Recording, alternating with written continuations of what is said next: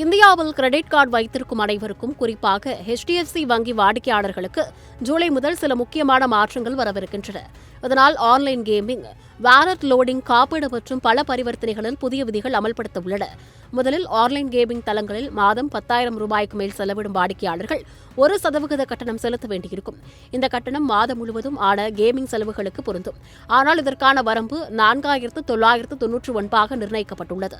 மேலும் இந்த செலவுகளில் வெகுமதி புள்ளிகள் கிடைக்காது என்று வங்கி தெரிவித்துள்ளது. அதேபோல பேடிஎம், மோபிக்விக் போன்ற மூன்றாம் தரப்பு வாலெட்டுகளில் மாதம் 10,000 ரூபாய் மேலான லோடிங்குக்கும் 1% கட்டணம் விதிக்கப்படும். இதற்கு 4,999 வரம்பு இருக்கும்.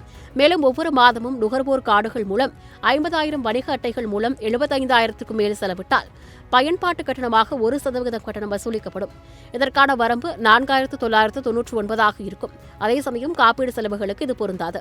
எரிபொருள், கல்வி கட்டணங்கள் சார்ந்த பரிவர்த்தனைகளுக்கு 1% கட்டணம் தொடரும். ஆனால் ஒரு பரிவர்த்தனையில் அதிகபட்ச கட்டணம் 4,999 தான்.